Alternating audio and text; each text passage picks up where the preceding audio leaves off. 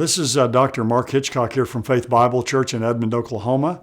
And this is another one of our episodes in this new video blog we've kind of started called Marking the Times. And it's a pleasure to be with you every week and talk about Bible prophecy and other issues as well.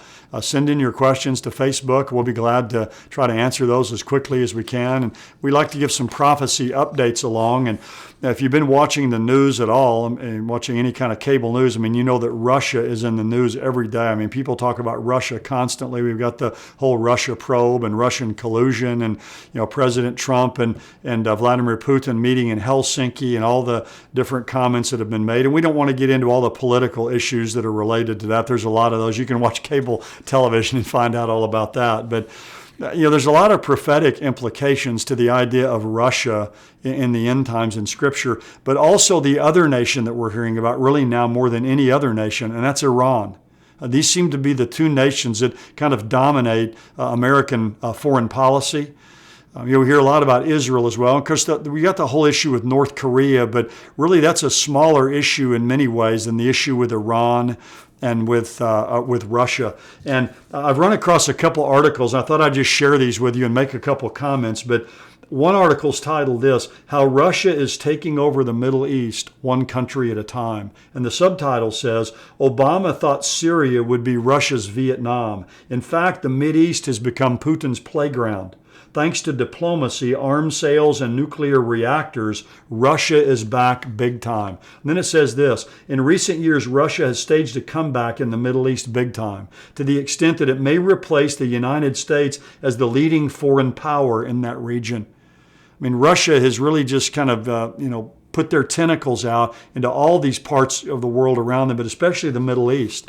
We see it in Syria, where they've obviously come in there and they've bolstered the wretched regime of Bashar al-Assad. And really, for all practical purposes, now the civil war there is over. I mean, Assad has won. It's kind of a mop-up operation.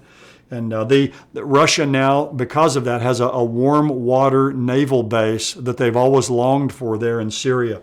They have a lot of military cooperation with Egypt. They're deeply involved in Libya. Libya has been a nation in crisis since Muammar Gaddafi was dethroned and his country's really just kind of fallen into disarray. But in all that ongoing crisis, Russia's had a strong hand there. Probably, though, the most important relationship we see that Russia has is in Iran. And that's exactly what we should expect if the end is near. And if you've been watching the news lately, you'll know that there's all kinds of bellicose rhetoric going back and forth between the United States and Iran. In fact, Iranian President Hassan Rouhani said that any war with Iran would be the mother of all wars.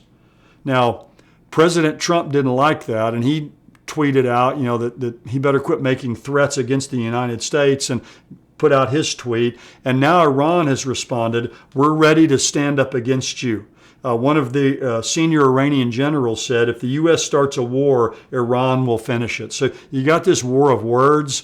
There's fear that the Iranians may do something in the Strait of Hormuz. It's where 30% of the world's oil goes through the narrow Strait of Hormuz. About, I think it's 14 oil tankers pass through it every day. And at the narrowest point, it's 2 miles wide. So if they were to, put some kind of mines in there to close that off, that narrow choke point, it would throw the world oil markets into disarray. So there's all kinds of threats that are being made and all kinds of recrimination that's taking place. But the main point I see in this is when you open the newspaper every day or you watch cable television, you hear about Russia and you hear about Iran. And when you go to Ezekiel chapter 38, we read about Magog, we read about Rosh, and we read about Persia. And Persia, of course, the name was just changed to Iran in 1935. Now it's the Islamic Republic of Iran. So these are the kinds of stage-setting events, kind of the foreshadowing events that we should expect if the coming of the Lord is near. And so as we see these things, it's easy to be upset by them and wonder where they're all heading. And certainly we don't know that as human beings, but we do know that ultimately God has a plan, and these nations being where they are, where these nations are going to come and invade Israel with Russia as the leader of this. And again, the fact that Russia is such a major player in the Middle East again, and really has their fingerprints all over the Middle East, is just another one of these events, I think, that's setting the stage for what the Bible predicts in the end times. So I hope that by us talking about these things together, that you can understand what the Scriptures say.